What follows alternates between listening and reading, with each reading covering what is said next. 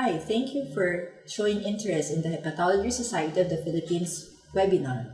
I'm Arlene and I will be talking to you about the epidemiology and natural history of hepatitis B. I will be presenting the current status of hepatitis B in the country, how to differentiate acute from chronic hepatitis B, an overview of the different stages of chronic hepatitis B and its impact on the natural history, and discuss the progression of hepatitis B to cirrhosis and hepatocellular carcinoma. Hepatitis B virus is not cytopathogenic. By itself, it does not damage the host cell during virus invasion. The cccDNA plays a role in the maintenance of chronic hepatitis B infection. It is not a static disease. It has a dynamic state of interaction among the virus, hepatocytes, and host immune system. Hence, the natural history is affected by the host and the virus factors. Most patients with HBV infection, the immune system produces the antibodies to HB as antigen. The symptoms of acute hepatitis B would resolve over 1 to 3 months, and the liver function tests gradually return to normal. In a minority, HBV is not cleared from the bloodstream, and the infection becomes chronic. This usually happens when the infection occurs at a younger age, approximately 350 million carriers worldwide, 75 of which usually is found in Asia, with 8 genotypes. Here in the Philippines, the seroprevalence is at 16.7%, so 1 out of 7 Filipinos will be having chronic hepatitis B.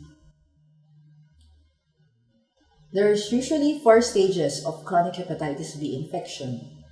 First is the immune tolerance phase, wherein the HBe antigen will be positive, the anti-HBe is negative, and that HBV DNA will be more than 20,000 IU per ml. This phase, the ALT would be normal.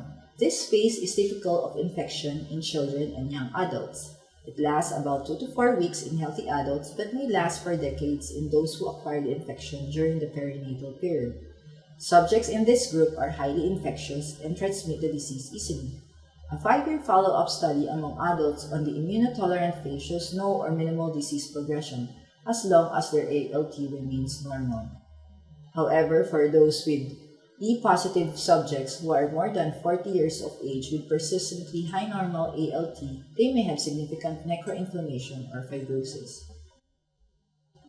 The next phase will be the immune clearance phase, wherein the ALT will be elevated, the HB antigen will be positive, the anti-HBe is negative, and you still have high HBV DNA.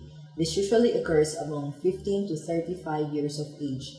This phase may last from months to years, depending on the efficiency of the immune system. If the immune system is efficient, this stage will be self-limiting, lasting only 3 to 4 weeks, and the host eventually being cleared of the virus. If inefficient, this phase may persist much longer, even for 10 years or more. The high ALT would reflect more extensive hepatocyte damage due to more vigorous immune response against HBV.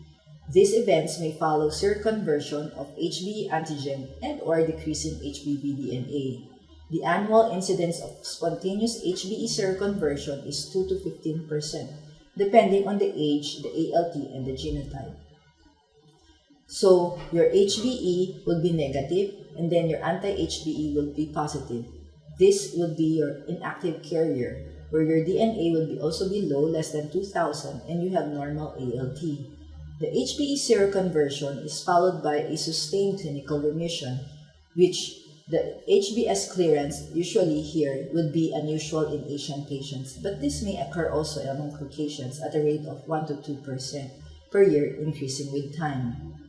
However, relapse may occur. The annual incidence of HBe negative hepatitis or hepatitis relapse is about 2 to 3%. So this is the reactivation phase, wherein your ALT will be elevating, the HBe antigen still negative, and you have a positive anti-HBe, but your DNA will be high. The reactivation phase usually is higher among males, the genotype C, and those who have HBe seroconversion after age 40. Shorter HBe antigen positive phase will be associated with higher chance of sustained remission. For the immune tolerance and inactive care phase, the incidence of cirrhosis per year will be low, less than 1%. However, if you are in the immune clearance phase and the reactivation phase, this would be higher at 6 to 10% per year, and the exacerbation would be 10 to 29% per year. Hence, these patients under this phase would have an indication for treatment. The development of cirrhosis and liver cancer or hepatocellular carcinoma may occur during the natural course of chronic hepatitis B infection. Cirrhosis will be lowest among those who have undergone HBe antigen seroconversion before age 30 and highest among those who had not undergone HBe antigen seroconversion until after age 40. The annual incidence of liver cancer or hepatocellular carcinoma will be 3 to 6%. Patients who are the inactive carrier who maintain persistently normal ALT would have a lower risk of having liver cancer. Hence, a gentle reminder would be the screening of liver cancer among patients with chronic hepatitis B, since liver cancer may occur in any time in the natural course of the disease. Thank you.